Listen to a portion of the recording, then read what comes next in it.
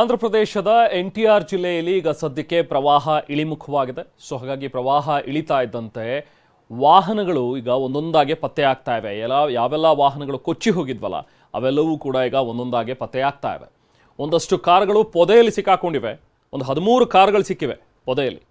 ಇನ್ನೊಂದಷ್ಟು ಆಟೋ ರಿಕ್ಷಾಗಳು ಕೂಡ ಪತ್ತೆಯಾಗಿವೆ. ಐತಾವರಂನ ಹೆದ್ದಾರಿಯಲ್ಲಿ ಕೊಚ್ಚಿ ಹೋಗಿದ್ದಂತಹ ವಾಹನಗಳಿವು. ನೋಡಿ, ಇದು ಅಪಾರ್ಟ್ಮೆಂಟ್ನ ದೃಶ್ಯ. ಅಪಾರ್ಟ್ಮೆಂಟ್ನಲ್ಲಿ ಬೇಸ್ಮೆಂಟ್ನಲ್ಲಿ ನೀರು ನುಗ್ಗಿರುವಂಥದ್ದು. ಆಂಧ್ರ ಪ್ರದೇಶದಲ್ಲಿ ಮಳೆಗೆ ಜನಜೀವನ ಸಂಪೂರ್ಣವಾಗಿ ಅಸ್ತವ್ಯಸ್ತವಾಗ್ಬಿಟ್ಟಿದೆ. ಈಗ ಸದ್ಯಕ್ಕೆ ಪ್ರವಾಹ ಪರಿಸ್ಥಿತಿ ಇಲ್ಲ, ಮಳೆ ಕೂಡ ಸ್ವಲ್ಪ ಮಟ್ಟಿಗೆ ಬಿಡುವು ಕೊಟ್ಟಿದೆ.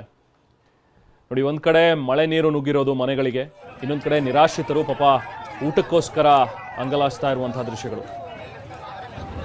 ಆಂಧ್ರ ಪ್ರದೇಶ ಈ ಮಳೆಯಿಂದಾಗಿ ತತ್ತರಿಸಿ ಹೋಗಿದೆ. ನೋಡಿ, ಇಲ್ಲಿ ವಾಹನಗಳು ನಾನು ಆಗಲೇ ಹೇಳ್ತಾ ಇದ್ದೆ, ಕೊಚ್ಚಿ ಹೋಗಿದ್ದಂತಹ ವಾಹನಗಳು ಒಂದೊಂದಾಗಿ ಪತ್ತೆ ಆಗ್ತಾ ಇವೆ. ನೋಡಿ, ಇಲ್ಲಿ ಕಾರುಗಳು ಯಾವ ಸ್ಥಿತಿಲಿವೆ ಅಂತೇಳಿ.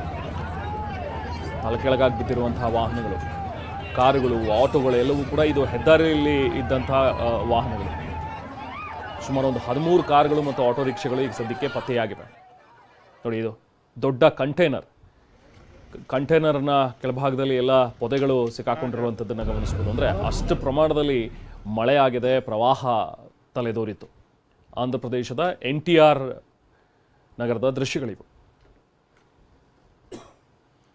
ಟ್ರಕ್ಗಳು ಕೂಡ ಕೆಲವೊಂದು ಕೊಚ್ಚಿ ಹೋಗಿದ್ವು, ಅವುಗಳು ಕೂಡ ಈಗ ಪತ್ತೆಯಾಗಿವೆ. ಈಗ ಅದರ ನಂಬರ್ ಪ್ಲೇಟ್ಸನ್ನು ನೋಡಿ ಇದು ಯಾರ್ದು ಎತ್ತ ಅಂಥೇಳಿ ಹುಡುಕುವಂಥ ಒಂದು ಪರಿಸ್ಥಿತಿ.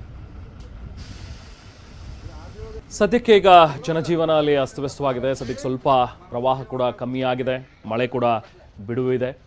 62 ಜನರನ್ನ ಈಗಾಗಲೇ NDRF ಸಿಬ್ಬಂದಿ ರಕ್ಷಣೆ ಮಾಡಿದ್ದಾರೆ.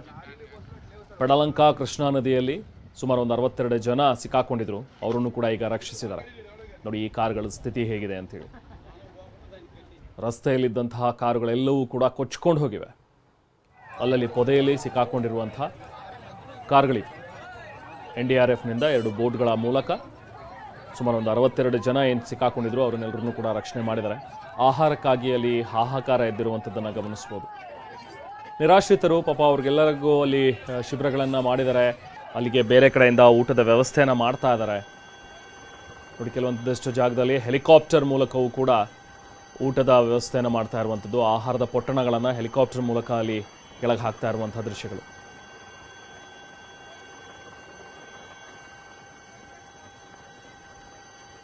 ಇದು ಆಂಧ್ರ ಪ್ರದೇಶದ ಸದ್ಯದ ಪರಿಸ್ಥಿತಿ. ಊಟಕ್ಕೋಸ್ಕರ ಪರಿತಪಿಸ್ತಾ ಇದ್ದಾರೆ ಜನ ಅಲ್ಲಿ. ಕೆಲವೊಂದಷ್ಟು ಜನ ಸಿಕ್ಕಾಕೊಂಡಿರೋರನ್ನ ಈಗ ಸದ್ಯಕ್ಕೆ ರಕ್ಷಣೆ ಮಾಡಿದ್ದಾರೆ. ಸೊ ಆಂಧ್ರ ಪ್ರದೇಶದಲ್ಲಿ ಧಾರಾಕಾರ ಮಳೆಯಿಂದಾಗಿ ಸೃಷ್ಟಿಯಾಗಿರುವಂತಹ ಅವಾಂತರ ಇದು. ನೋಡಿ, ವಿಜಯವಾಡದ ಪ್ರಕಾಶಂ ಬ್ಯಾರೇಜ್ಗೆ ಬೋಟ್ಗಳು ಡಿಕ್ಕಿ ಹೊಡೆದಿರುವಂಥ ದೃಶ್ಯಗಳು. ಡ್ರೋನ್ನ ದೃಶ್ಯಗಳನ್ನು ನೋಡ್ತಾ ಇದ್ದೀರಿ ನೀವು. ಈಗ ಹೇಗಾಗಿದೆ ಆ ಒಂದು ಪ್ರದೇಶ ಅಂಥೇಳಿ.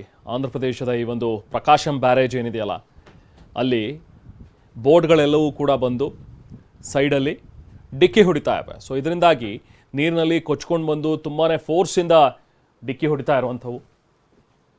5ಕ್ಕೂ ಹೆಚ್ಚು ಬೋಟ್ಗಳು ಕೊಚ್ಕೊಂಡು ಬಂದುಬಿಟ್ಟಿವೆ. ಬ್ಯಾರೇಜ್ಗೆ ಡಿಕ್ಕಿ ಹೊಡೆದಿರೋ ಪರಿಣಾಮವಾಗಿ ಬ್ಯಾರೇಜ್ನ ಕಾಂಕ್ರೀಟ್ ಬೀಮ್ ಹಾನಿಗೊಳಗಾಗಿದೆ. ಗರಿಷ್ಠ ಮಟ್ಟ ಮೀರಿ ಹರಿತಾ ಇರುವಂತಹ ಪ್ರಕಾಶಂ ಬ್ಯಾರೇಜ್ನ ದೃಶ್ಯಗಳು. ನೀರಿನ ರಭಸ ಜೋರಾಗಿರೋದ್ರಿಂದಾಗಿ, ಫೋರ್ಸ್ ಜಾಸ್ತಿ ಇದ್ದಿದ್ದರಿಂದಾಗಿ ಬೋಟ್ಗಳು ಬಂದು ಡಿಕ್ಕಿ ಹೊಡೆದಿವೆ. ಸೊ ಅದರಿಂದಾಗಿ ನೋಡಿ, ಅಲ್ಲಿ ಬ್ಯಾರೇಜ್ಗೆ ಹಾನಿಯಾಗಿರುವಂಥದ್ದನ್ನು ಕೂಡ ಗಮನಿಸ್ಬೋದು.